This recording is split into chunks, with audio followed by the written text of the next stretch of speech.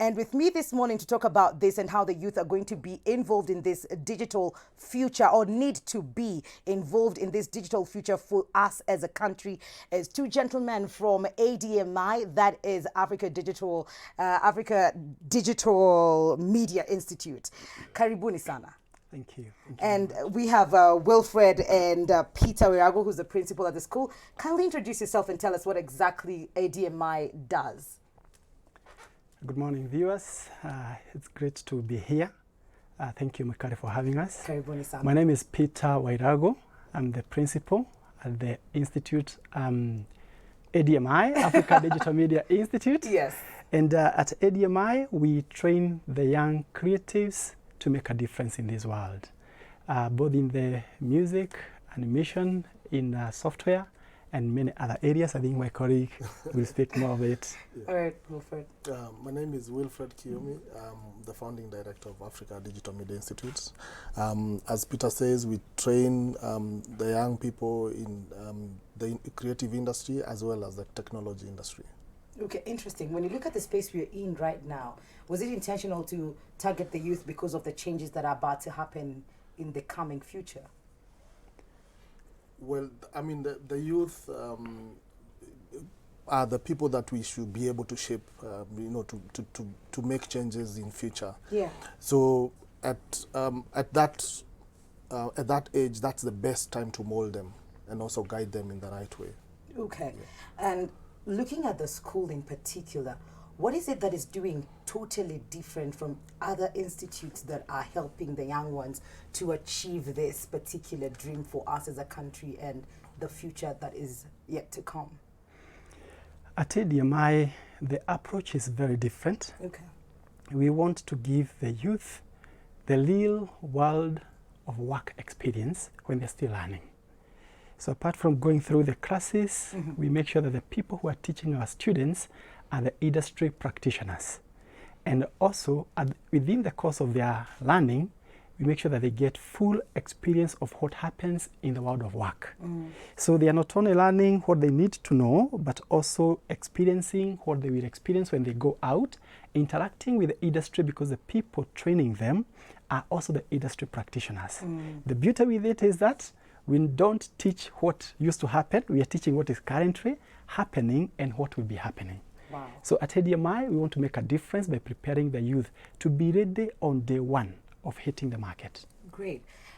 Looking a couple of years back, President Uhuru and William Ruto promised us as a nation to introduce digital spaces for our children at a very low age and revolutionize the country in that particular way. Do you think that has happened in whatever capacity? Well, certainly I can't speak for government, but what I can talk about is what we are doing in our space to advance that agenda. Okay. So what we've done is that just recently we actually partnered with one of the best animation and gaming schools in France called Rubica. Okay. And also just the other day as well, we partnered with Microsoft for Africa to sort of like offer apprenticeships for those people who've done, let's say, someone has finished an IT course, but they've still, not able to join the industry. So what we've done is that we've created what we are calling ADMI App Factory. So that App Factory helps the, connect the graduates with the employers. So employers give us projects, and then we are able to bring in mentors as well, pull in mentors from Microsoft, and we are able to guide them in terms of how, in terms of developing actual real projects for these companies. That way we are able to match the skill with the employers. So whatever what they are looking for, and eventually most of the time you'll find that both at the end of that period, they might be absorbed by these companies. That makes it very practical, because most of the things we hear is what you study in school and what you find out there in the workspaces is totally different. Very true. That's really kudos to ADMI. Question, do you believe of the notion that technology and getting into the digital space would help us as a country politically, socially and economically? Very much so. technology is everything. If you look at the poverty levels in our country, if you look at many aspects of our country, technology will be able to move us from where we are currently to where we need to go. Okay. A few years back, we used to talk about organizations. We never used to talk about technology. I remember when I started working, it was a time that the computing industry was coming up. And we were training people on the use of computing. And people were resistant in accepting this. But with the time, now everything has moved technology. And you see the careers that we are looking at. I was reading somewhere from Dell Computing, where they were saying 85% of the jobs that will be taking place in 2030 have not even been invented. Meaning that what we are currently doing will most likely have shrunk so much. It is those people who are ready technologically that will be able to be ready for the period that is coming. Really, in the next 3 years, things will be very different. And the young people being prepared for this digital uptick, the digital changes that are taking place, technological, the innovations that are happening, then it means they will be ready for the world of tomorrow. And the challenges that we are going through, whether political, socio-economic, if we can be able to adjust them, if we can be able to make everything to be digitized, you find a lot of them can be sorted out by those. There are a few programs that have been introduced that you can see now are making things more efficient. And really, efficiency is what we need to look for, whether it is in the way we are taking care of our agriculture, the education, every aspect of our life. Technology is going to help us to move on to the next level. And really, that is what we are doing, preparing our young people to be ready for the world today and the world that is coming. Because things will be changing very fast. Goodness. Maybe a good example is the traffic jam that we all face every day in the morning. Exactly. We are are very annoying, but then we believe that's something that can be actually be solved with a computing solution. So it's very easy to connect to APIs from Google Maps and on a control, even have a small controller box just next to every roundabout or every intersection that actually connects to the Google Maps and is able to read which side has more traffic and is able to release. So automatically that immediately solves a traffic issue. So technology is not, will come to help us in terms of even, as you say, socio-economic issues, because the more time you spend in traffic, those are man hours lost. It's true. It is true. What are the dynamics of people getting into ADMI? Because I'm thinking about a young one in the middle of nowhere, Kenya Tubado, but then they have no access to all of this, not because they want to, they're not interested, but there isn't access kabisa. So what are the dynamics of getting students to join? Is it, I'm here, I want to join, oh, I have gadgets already, how can I use them? What really happens? Of course, currently, again, the digital world is making it much easier because we are there in the social media, we are there within the internet and so on, and people can be able to see what ADMI is offering. And all you need is to make your interest known, and our people are out there to reach out to you. As long as a young person has reached the minimum requirement, which for a diploma student is either you have a C-, then you can be able to join us. For a student joining certificate with a D, they can be able to join our program. And all they need is to make their interest known using either our Facebook or our other social media platforms, or even visit us in Kenyatta Avenue, Caxton House. They'll be able to access ADMI, and their world will never be the same. Absolutely. Yes. Let's talk about the good and the bad of technology, because everything, I think, comes with that. And this will take us back to the huduma number. Mlichukua mko na huduma number? Because yesterday in the papers, we had a story saying that there are talks about it being hacked. After we went all through that process for it being hacked. First of all, before we get to the hacking bit of it, which is the bad side of it, do you think the huduma number will be effective in all the planning and the things that are intended to do with it? I think in every society or every country, they all desire to plan, their citizens and their affairs better. And of course, using digital is one easy way. And some countries have Some countries, like if you go to inquire about a service, the first thing they ask you is, can we know your zip code? As soon as they put in their zip code, your zip code, they can tell who you are, and even your full names. They don't even ask you your names. Yeah. So it's possible. But in terms of where where it's going, we don't know. But we hope it can it can make easy access to some services, because e-services is the way to go. We are all tired of lining up to go and get a solution from government or whatever, any office. If there's a way for me to access that service online, I will take that choice first. Okay. Yeah.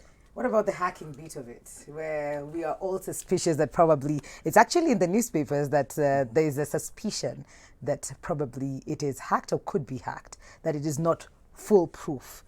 That is one of the downsides of technology. I mean, if I have my ID over here, nobody's going to hack, nobody's going to find out about me. Now they have information about me that I don't want them to have.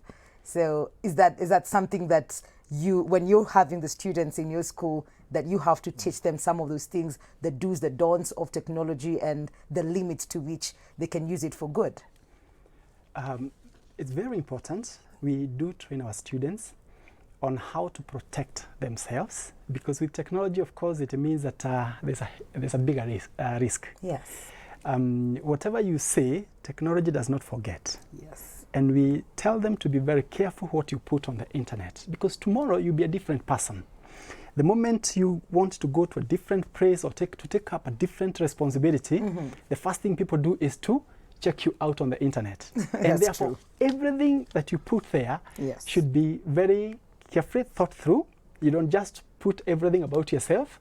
But saying that, it doesn't mean that we have to be very fearful of technology, because I think the positives outweigh the negatives.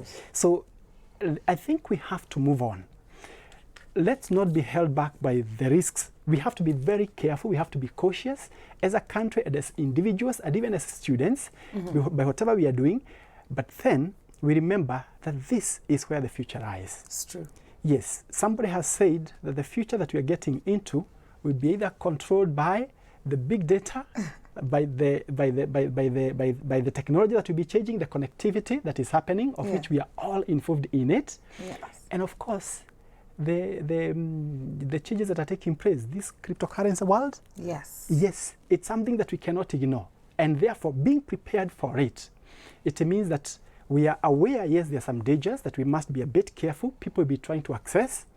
As young people, they can be subjected to bullying on the cyberbullying, and so on a few things. So we tell them, be cautious in whatever you are doing within the social platforms, but know that it is also the avenue that will make a difference for everybody in the world. When you talk about it like that, I feel for that person who has not gotten access to a computer, especially the really young ones, machinani and everything. And this was the promise that we were given, that they will all have computers, and they will get access to these gadgets in early in their lives, that will make it easier for them to embrace the future that is coming. But that is not happening.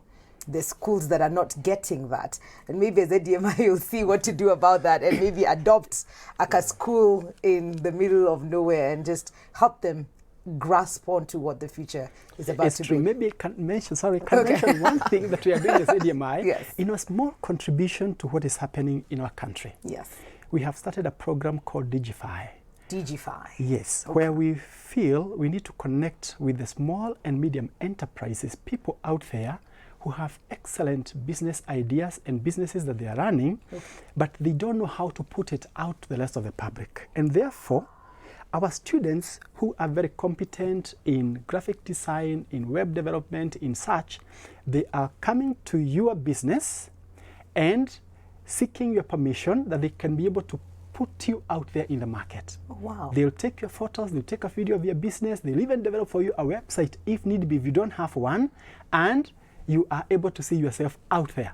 My goodness. So it's a small way of giving that out is to really the public. good. Yes. And do the businesses, they come to you, or the students, it's upon the students to go look for businesses that need to be brought up. Why I'm asking is Yes. for anyone who's watching Yes. and they'd like to get that service from ADMI. Right. And I don't know, how does For it... now, they can reach to us Okay. Through the ADMI lines, or they can visit our campus. Okay. And they'll be talking to our Student Affairs office, which really will be at the front office.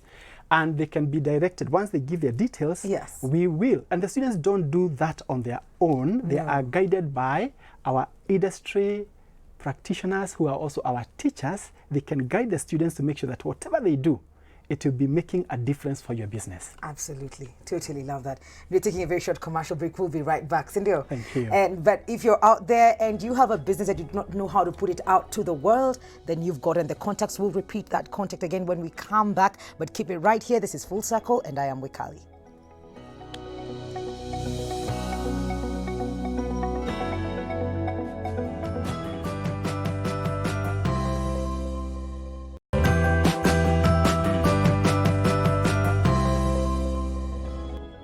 Welcome back to Full Circle. I am Wikali, and thank you for tuning in and sending in your SMSs on The Viewpoint. And guys have questions. Well, this is particularly a comment and then a question after that. Good morning, Wikali. The show is good and very educative, and hope our youth are listening. Say hi to the panelists. Ni Kamau Getari wa Venus Kinyozi, Tumaini, Nyandarua County. Na usalimia watu wote wa Tumaini. Hi Wikali, can you ask the guest what about when we are taught in schools using the common technology? And then when you go abroad, you find it's more advanced and intense. This makes us, the youth, not to get opportunities abroad. So I don't know, first of all, common technology, ni ile basics, packages. Yeah. Okay. So for us, what we've done is that we've invested into using the same technology or same softwares that are used globally. So what we've done is benchmark ourselves with the global standards. So we already have students who've traveled, away from Kenya, and we have an alumni who is now working in New York, another one who is in Australia, and they've not found it very hard to plug in. So the same software, let's say if it's editing softwares or whatever, and you're using the same Adobe software or Adobe suite that is used globally. Yeah. We actually one of the few training institutions that offer Adobe global certification from here. So in East Africa. Okay. Yeah, and already we have our students, some of them previously, that have actually competed at global international student championships. And they've gone all the way to the semifinals. So what we are training them is not anything less of what the industry or the world is actually offering. So, but also, the good thing is, if you learn the basics first, it's very easy to learn. Our minds are geared towards learning. Yes. So, but if you are exposed to, let's say you worked on a Mac, but then you go to this company and they start using a PC. But the same, the software is the same. So it will take you maybe 1 week, 2 weeks to, catch up. But as soon as you because you have the right skills, it's very easy for you to, climb up the ladder. All right. Yeah. Hi Wikali, loving the show. Kindly ask the guests if they think the market within Kenya is large enough to accommodate students who are in the digital space. Thank you. That's a very good question.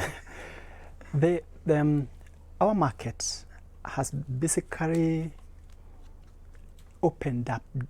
barely opened up to the digital world. Yes. There's a lot more that will be happening and is currently happening, that our market and the regions around will be, really, we cannot meet the demand. Currently, what is missing is the link between what people are being taught and what the industry requires. There's that mismatch between the job requirement and the competencies people are living the school life with. Yes. What we are trying to do at ADMI is to ensure that what the student is taught and the equipment they use when they are in school is what is being used in the industry. Being prepared for the world. And the other thing is, with the digital world, you realize that you are not just being prepared for the local environment, but for the global community. Because from where you live, even if it is that place Tumaini or Kisumu or Nyadaro or wherever, Yes. it means that you can work from there, but you are servicing a customer who is in America or Canada or wherever else. Okay. So we are preparing the young people for the global community. That's interesting, and I hope. Oh, yes. Maybe another one important thing to look at is that some of this content that the young people make, we need to think, or we need to train them how to think of a market beyond their border, because let's say a TV program or a film is not restricted to Kenyan borders. That's true. Okay, so you need to create in your local contents, your context, and the story has to be Kenyan, of course, but will it interest someone else in the global market? Just recently, I attended one of the biggest animation festivals called Annecy, and they've announced that next year, 2020, Africa will be the continent in focus. Are we preparing our students or our industry to be able to go to sell the animation products to the rest of the world? So the market is there. We need to stop thinking that we're only restricted by borders. Yeah, exactly. Yes. The digital space allows us to be able to export our content beyond, or our services beyond Kenya. Absolutely. So we're preparing our youths for the global market. It is not necessarily just Kenya. Now, there's a story on a student who accused the government of using her idea in the registration of Huduma number. She claimed the technology used in the registration of Huduma number was extremely similar to that which she presented at a science exhibition.